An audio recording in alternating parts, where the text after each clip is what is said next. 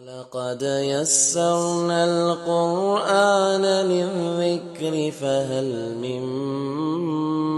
مدكر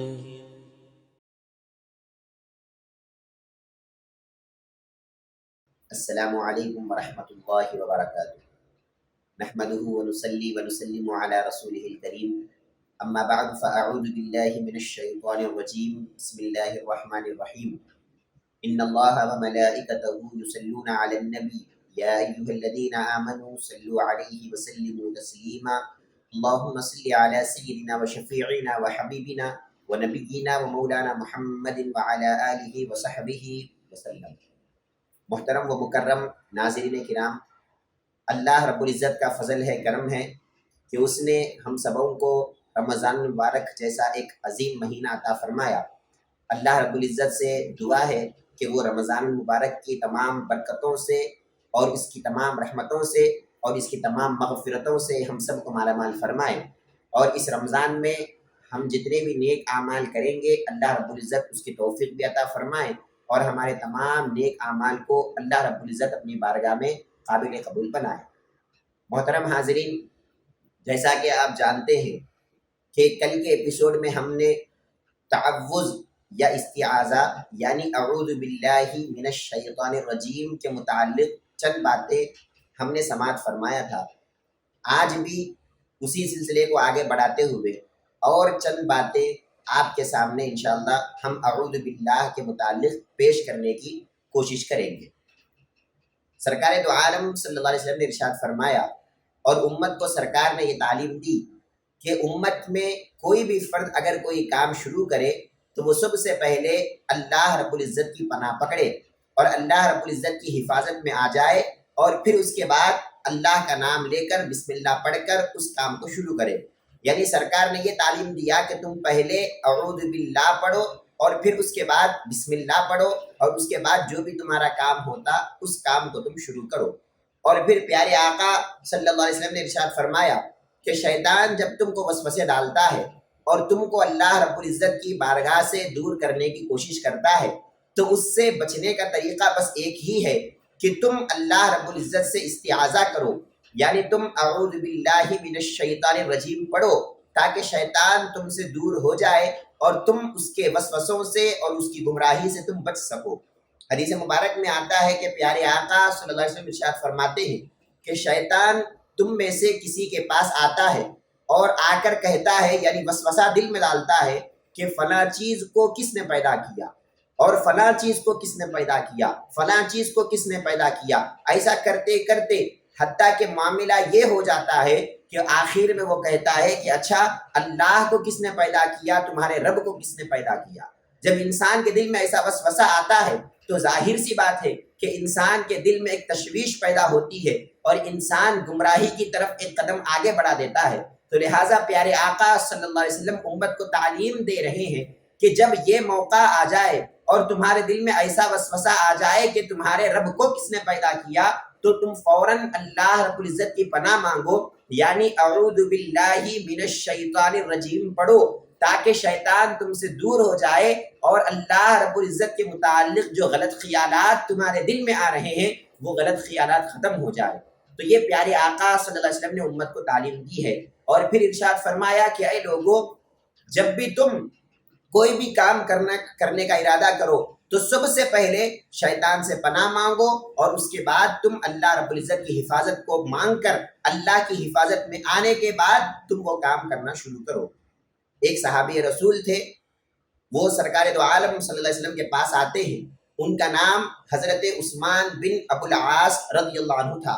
وہ آ کر کہتے ہیں کہ یا رسول اللہ صلی اللہ علیہ وسلم، شیطان میری نماز اور میرے قرات کے درمیان حائل ہو گیا ہے، یعنی جب میں نمازیں پڑھتا ہوں تو کبھی کبھی میری قرات گڑبڑ ہو جاتی ہے اور میں وہ قرات پڑھ دیتا ہوں جو نہیں پڑھنا چاہیے، یا کبھی کبھی میرے دل میں ایسے غلط خیالات آتے ہیں اور ایسے برے وسواس آتے ہیں کہ میں ان کو کسی کے سامنے بیان کرنا بھی پسند نہیں کرتا۔ اب اس کا علاج میں کیا کروں اور اس وسواس سے کیسے میں چھٹکارا پاؤں؟ تو سرکار دو عالم صلی اللہ علیہ وسلم نے بتلایا کہ اے عثمان، تم اعوذ باللہ من الشیطان الرجیم پڑھا کرو اور اپنے دائیں جانب تھوک دیا کرو تاکہ وہ شیطان تم سے دور ہو جائے۔ حضرت عثمان فرماتے ہیں کہ میں نے اسی طرح کیا، جب وسوسہ آیا تو میں نے اعوذ باللہ من الشیطان الرجیم پڑھا اور اللہ کی پناہ کو پکڑ لیا اور سیدھی طرف اور دائیں جانب میں نے تھوک دیا، جس کی وجہ سے وہ وسوسہ ختم ہو گیا اور شیطان جو بیچ میں حائل ہو رہا تھا وہ چلا گیا، اور پھر سے مجھے نماز میں سکون اور اطمینان ملنا شروع ہو گیا۔ تو معلوم یہ ہوا کہ پیارے آقا نے نماز میں بھی بندوں کو اور امت کو یہ سبق سکھایا ہے کہ تم نماز کو بھی جب شروع کرو یا نماز کو بھی جب پڑھا کرو تو اس میں بھی تم اعوذ باللہ کہا کرو اور اللہ سے پناہ مانگا کرو۔ اور پھر پیارے آقا نے فرمایا، غصے کو دور کرنے کا علاج بھی پیارے آقا نے بتایا کہ جو کوئی بندہ تعوذ پڑھتا ہے اور اعوذ باللہ پڑھتا ہے اس کا غصہ بھی دور ہو جاتا ہے۔ حضرت سلیمان رضی اللہ عنہ روایت فرماتے ہیں کہ میں پیارے آقا صلی اللہ علیہ وسلم کے پاس بیٹھا ہوا تھا، میں نے دیکھا کہ دو شخص آپس میں لڑ رہے تھے اور ایک شخص انتہائی غصے کے عالم میں تھا اور اتنا غصے میں تھا کہ غصے کی وجہ سے اس کا چہرہ لال پڑ گیا تھا اور اتنا غصے میں تھا، پیارے آقا صلی اللہ علیہ وسلم نے اس کی طرف ایک آدمی کو بھیجا اور کہا کہ اس کو کہو کہ یہ اعوذ باللہ من الشیطان الرجیم پڑھے، تاکہ جیسے ہی وہ شیطان سے پناہ مانگے اس کا غصہ ختم ہو جائے گا۔ جب وہ صحابی رسول جس کو سرکار نے بھیجا تھا، جب وہ اس آدمی کے پاس آتے ہیں اور آ کر کہتے ہیں کہ تم کو پیارے آقا نے تحفظ پڑھنے کا حکم دیا ہے، اعوذ باللہ من الشیطان الرجیم پڑھنے کا حکم دیا ہے، تو وہ شخص انتہائی غصے کے عالم میں تھا۔ اس نے کہا کہ مجھے جنون ہو گیا ہے، میں پاگل ہو گیا ہوں، تو لہٰذا مجھے کچھ سمجھ میں نہیں آ رہا ہے کہ میں کیا پڑھوں اور کیا نہ پڑھوں۔ پیارے آقا فرماتے ہیں کہ اگر یہ اعوذ باللہ پڑھ لیتا تو فوراً اس کا غصہ ختم ہو جاتا۔ یعنی امت کو پیارے آقا یہ تعلیم دے رہے ہیں کہ جب بھی تم غصے کی حالت میں آؤ اور شیطان تم کو غصے پر لائے اور تمہارے غصے کو ابھارے تو تم فوراً شیطان سے پناہ مانگ لو تاکہ تمہارا غصہ چلا جائے۔ اور پھر پیارے آقا صلی اللہ علیہ وسلم نے امت کو تعلیم دیا کہ اگر کوئی نیند میں برا خواب دیکھے تو پیارے آقا نے فرمایا تم میں سے اگر کوئی نیند میں برا خواب دیکھے تو اس کو چاہیے کہ وہ اعوذ باللہ من الشیطان الرجیم پڑھے، یعنی شیطان سے بچنے کی پناہ مانگے، کیونکہ جو برا خواب ہوتا ہے وہ شیطان کی طرف سے ہوتا ہے۔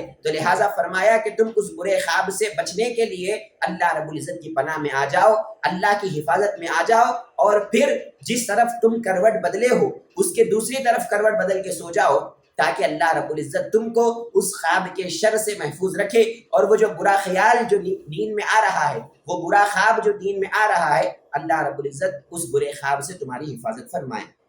اور پھر پیارے آقا صلی اللہ علیہ وسلم نے ارشاد فرمایا کہ اے لوگو، جب کوئی کتے کی بھونکنے کی آواز سنو تو تم اعوذ باللہ من الشیطان الرجیم پڑھا کرو اور اللہ کی پناہ مانگا کرو، کیونکہ وہ کتے جب بھونکتے ہیں تو کسی ایسی چیز کو دیکھ کر بھونکتے ہیں جس کو تم دیکھ نہیں سکتے، یعنی ایسی بری چیزیں جس کو کتے دیکھ سکتے ہیں، اور ان کی نظریں، اللہ رب العزت نے ان کی نظروں میں یہ کمال عطا فرمایا ہے کہ وہ ایسی چیزوں کو دیکھ سکتے ہیں جو تم کو نقصان پہنچانے والی ہے۔ تو لہٰذا جب بھی کوئی کتا بھونکے تو تم اعوذ باللہ من الشیطان الرجیم پڑھا کرو اور اللہ کی پناہ میں آ جایا کرو، تاکہ اللہ رب العزت اس مصیبت سے اور اس آفت سے تمہاری حفاظت فرمائے۔ اور پھر پیارے آقا صلی اللہ علیہ وسلم نے امت کو تعلیم دی اور ارشاد فرمایا کہ اگر تم میں سے کوئی مرغ کی یعنی مرغے کی کوئی جو ہے آواز سنے تو وہ اللہ رب العزت کا فضل مانگے، یعنی اللہم انی اسألک من فضلک پڑھے اور اللہ کا فضل مانگے۔ اور اگر تم میں سے کوئی گدھے کی آواز سنے تو پھر اس کی آواز سننے پر تم اللہ کی پناہ پکڑے، یعنی اعوذ باللہ من الشیطان الرجیم کہے، تاکہ اللہ رب العزت تمہاری حفاظت فرمائے۔ اور سرکار دو عالم صلی اللہ علیہ وسلم نے تحفظ کی فضیلت بتاتے ہوئے، اعوذ باللہ من الشیطان الرجیم کی فضیلت بتاتے ہوئے ارشاد فرمایا کہ اگر کوئی شخص صبح کے وقت 3 مرتبہ اعوذ باللہ من الشیطان الرجیم پڑھتا ہے، اور ایک روایت میں یہ الفاظ ہے اعوذ باللہ السمیع العلیم من الشیطان الرجیم پڑھتا ہے، اور پھر اس کے بعد سورہ حشر کی آخری کی 3 آیتیں پڑھتا ہے، یعنی سورہ حشر کی جو آخری کی 3 آیتیں ہیں هو اللہ الذی لا الہ الا ہو سے لے کر ختم تک جو 3 آیتیں ہیں، اگر کوئی بندہ اعوذ باللہ السمیع العلیم من الشیطان الرجیم پڑھنے کے بعد ان 3 آیتوں کی تلاوت کرتا ہے روزانہ صبح میں، تو اللہ رب العزت اس کی حفاظت کے لیے 70,000 فرشتوں کو اللہ رب العزت مقرر فرما دیتے ہیں، اور وہ 70,000 فرشتے کیا کرتے ہیں؟ شام تک اس پڑھنے والے بندے کے لیے دعا اور استغفار کرتے رہتے ہیں۔ اور پھر ارشاد فرمایا پیارے آقا نے کہ اگر وہ بندہ اس دن مر جائے تو اللہ رب العزت اس کو شہید کی موت عطا کرے گا، یعنی شہادت کی موت کی جو فضیلت ہے اللہ رب العزت اس بندے کو اس موت کا جو ہے بدلہ اور ثواب عطا فرمائے گا۔ اور پھر ارشاد فرمایا پیارے آقا نے کہ اگر کوئی بندہ شام کے وقت اس طرح پڑھے گا، یعنی 3 مرتبہ اللہ سے پناہ پکڑے اور پھر اس کے بعد سورہ حشر کی آیتیں تلاوت کیے، 3 آیتیں اگر کوئی بندہ شام میں تلاوت کرے گا تو صبح تک اللہ رب العزت اس کی حفاظت فرمائے گا اور 70,000 فرشتوں کو اس کے اوپر مقرر فرمائے گا۔ مطلب پیارے آقا بتلانا چاہ رہے ہیں کہ دیکھو جب تم اللہ کی پناہ پکڑتے ہو تو اس میں تمہارا اتنا زیادہ فائدہ ہے کہ 70,000 فرشتے تمہارے لیے دعا کرتے رہتے ہیں، 70,000 فرشتے تمہارے لیے استغفار کرتے رہتے ہیں، اور اگر تم دن میں پڑھے اور دن میں تمہارا انتقال ہو جائے تو تم شہادت کی موت مرے، اور اگر تم رات میں پڑھیں گے اور رات میں اگر تمہارا انتقال ہو جائے گا، یعنی صبح ہونے سے پہلے اگر تمہارا انتقال ہو جائے گا تو اللہ رب العزت وہاں بھی تم کو شہادت کی موت عطا کرے گا، اور شہید کی موت کے بدلہ اللہ رب العزت تم کو بھی عطا فرمائے گا۔ اور محترم ناظرین کرام، اللہ رب العزت کی پناہ پکڑنا اور اللہ کی حفاظت مانگنا یہ پیارے آقا صلی اللہ علیہ وسلم کا بھی طریقہ کار رہا ہے، اور پیارے آقا صلی اللہ علیہ وسلم سے پہلے انبیاء کرام کا بھی یہی طریقہ کار رہا ہے کہ وہ اللہ رب العزت کی پناہ مانگتے تھے اور اللہ کی حفاظت کو طلب کیا کرتے تھے۔ چنانچہ حضرت نوح علیہ السلام کا واقعہ اللہ رب العزت نے قرآن میں ذکر کیا کہ جب حضرت نوح علیہ السلام کے زمانے میں طوفان آیا تھا تو ان کا جو بیٹا تھا وہ بیٹا حضرت نوح علیہ السلام کی کشتی میں سوار نہیں ہوا۔ آپ نے اپنے بیٹے سے کہا کہ بیٹے یا بنیا ارکب معنا، اے میرے بیٹے آ جاؤ اور ہمارے ساتھ کشتی میں سوار ہو جاؤ۔ تو اس نے کہا سآوی الی جبل یعصمنی من الماء، اس نے کہا کہ اے ابا میں آپ کے ساتھ سوار نہیں ہوں گا، میں تو پہاڑ کی چوٹی پر جا کر بیٹھوں گا، پانی جتنا بھی اونچا آ جائے، طوفان کتنا ہی بڑا کیوں نہ ہو جائے، وہ پہاڑ کی چوٹی سے زیادہ تو نہیں ہو سکتا، تو لہٰذا میں پہاڑ کی چوٹی پر جاؤں گا اور اس سے میں پناہ پکڑ لوں گا، اس سے میں حفاظت چاہ لوں گا۔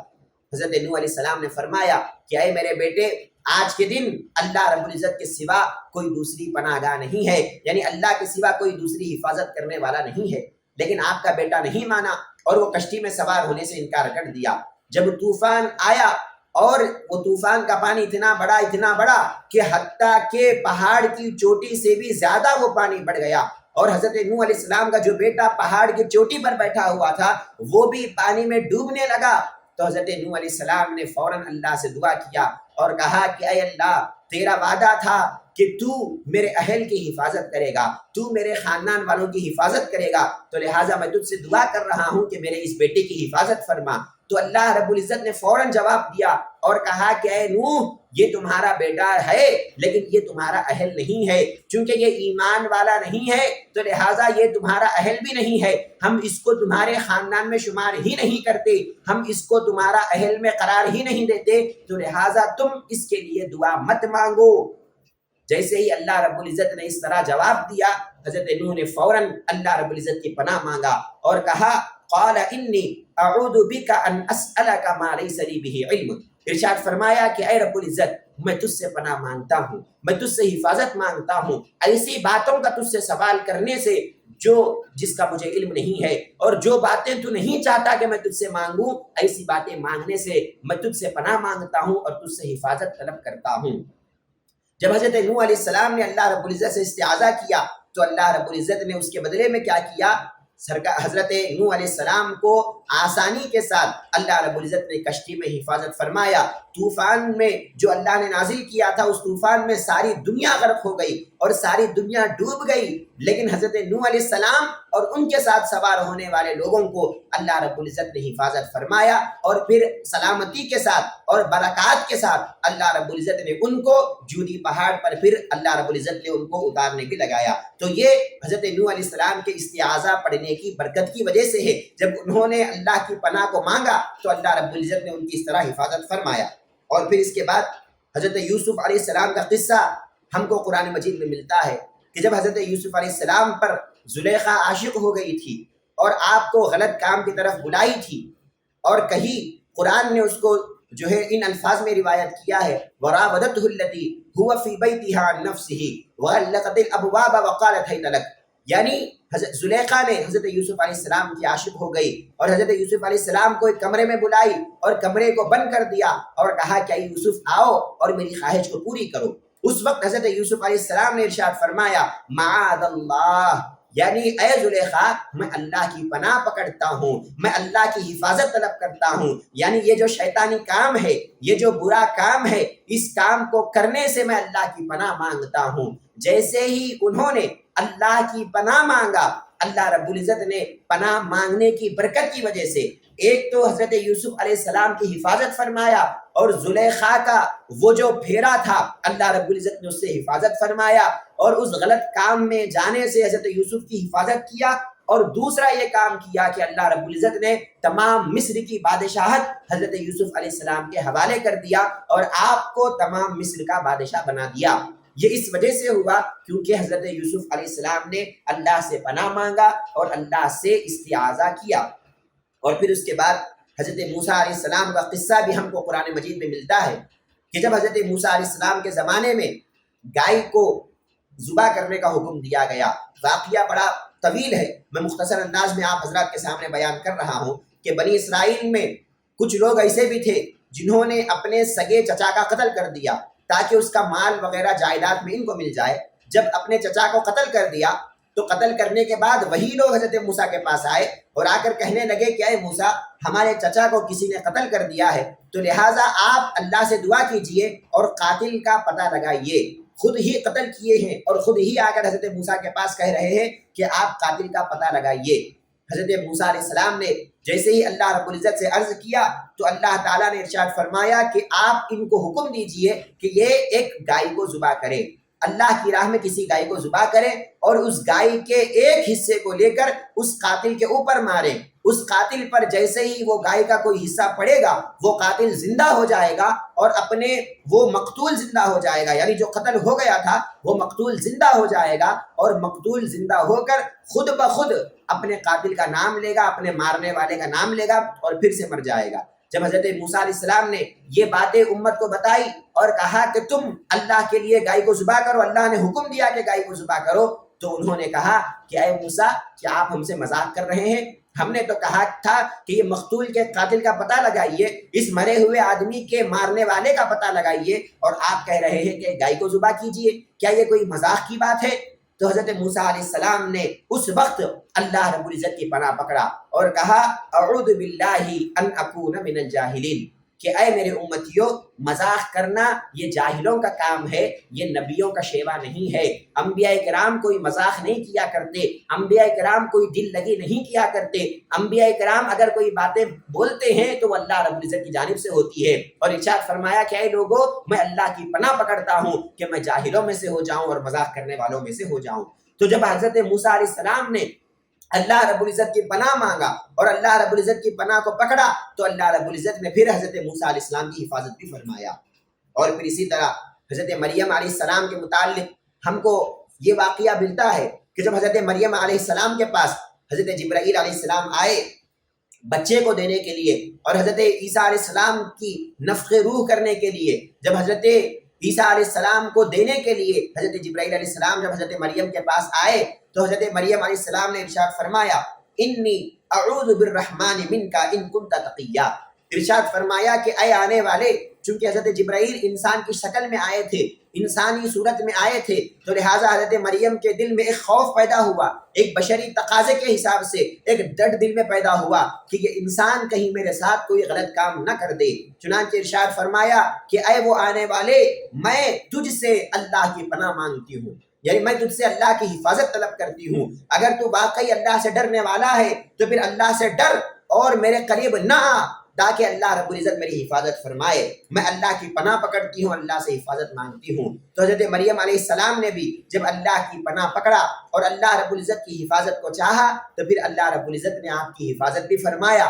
اور پھر آپ کو حضرت عیسیٰ علیہ السلام عطا فرمایا، یعنی اللہ رب العزت کا ایک رسول اور اللہ کا ایک نبی آپ کے پیٹ سے اللہ رب العزت نے ان کی ولادت فرمایا۔ تو یہ اعوذ باللہ پڑھنے کی برکات ہے، اللہ رب العزت سے پناہ پکڑنے کی جو ہے یہ برکتیں ہیں جو اللہ رب العزت نے پرانے انبیاء کو اور پرانے اولیاء کو اللہ رب العزت نے عطا فرمایا۔ اور پیارے آقا صلی اللہ علیہ وسلم نے بھی بارہا ہم کو تعلیم دیا کہ تم اللہ رب العزت سے پناہ مانگتے رہو اور اللہ تعالیٰ سے استعاذہ کرتے رہو اور اللہ کی حفاظت کو طلب کرتے رہو تاکہ شیطان تمہارے قریب نہ آئے اور تم کو اللہ رب العزت حفاظت فرمائے اور تم اللہ کی پناہ میں آ جاؤ۔ اور ارشاد فرمایا کہ جب کوئی بندہ استعاذہ کرتا ہے، اعوذ باللہ پڑھتا ہے، تو پھر اللہ رب العزت اس کی حفاظت بھی ضرور فرماتا ہے۔ علماء کرام نے یہاں پر ایک بات یہ بھی ارشاد فرمائی ہے کہ استعاذہ دراصل کیا ہے؟ استعاذہ اصل میں خالق سے بندے کا ایک تعلق ہے۔ جب بندہ اللہ رب العزت سے تعلق کو پیدا کر لیتا ہے، یعنی وہ بندہ صرف زبان سے اعوذ باللہ اعوذ باللہ اعوذ باللہ اگر 1000 مرتبہ بھی بول لے، اللہ رب العزت سے وہ تعلق پیدا نہیں ہوگا۔ اگر وہ بندہ سمجھے گا استعاذہ کو، اور اگر وہ بندہ اعوذ باللہ کو سمجھتے ہوئے اور اس پر یقین کرتے ہوئے اگر کوئی بندہ استعاذہ کو پڑھے گا اور اعوذ باللہ کہے گا، تو پھر اللہ رب العزت سے ایک تعلق بندے کا پیدا ہو جائے گا، اور اتنا مضبوط تعلق اللہ کا پیدا ہوگا کہ اللہ رب العزت پھر اس بندے کو ہر مصیبت سے حفاظت فرمائے گا، ہر آفت سے حفاظت فرمائے گا، اور ہر شیطانی وسوسے سے اور ہر آسمانی اور زمینی بلاؤں سے اللہ رب العزت اس بندے کی حفاظت فرمائے گا۔ لیکن اگر وہ بندہ بغیر سمجھے صرف اپنی زبان سے اعوذ باللہ کہتا رہے گا، تو پھر اس کو کوئی حاصل نہیں ہے، اس کو کچھ ملنے والا نہیں ہے۔ الغرض محترم حاضرین کرام، ہم کو بھی چاہیے کہ ہم اعوذ باللہ من الشیطان الرجیم کو پڑھنے کی عادت ڈال لیں، اور ہر مقام پر، ہر جگہ پر کوئی بھی کام ہم شروع کریں اس سے پہلے ہم اللہ کی پناہ میں آ جائیں اور اللہ رب العزت کی حفاظت کو پکڑ لیں، تاکہ وہ ہمارا کام اللہ رب العزت آسانی کے ساتھ پورا کر دے اور اللہ کے ساتھ ہمارا ایک مضبوط رشتہ ہو جائے، اور اللہ رب العزت ہر وقت اور ہر جگہ اللہ رب العزت ہماری حفاظت فرمائے۔ اللہ تعالیٰ سے دعا گو ہوں کہ اللہ رب العزت ہم سب کو استعاذہ پڑھنے اور اس پر عمل کرنے کے اللہ تعالیٰ ہم سب کو توفیق عطا فرمائے، اور سمجھتے ہوئے اللہ رب العزت کی پناہ کو پکڑنے اور اللہ کی حفاظت میں آنے کا اللہ تعالیٰ ہم سب کو جو ہے موقع اور توفیق عطا فرمائے۔ وما علینا الا البلاغ۔ السلام علیکم ورحمۃ اللہ وبرکاتہ۔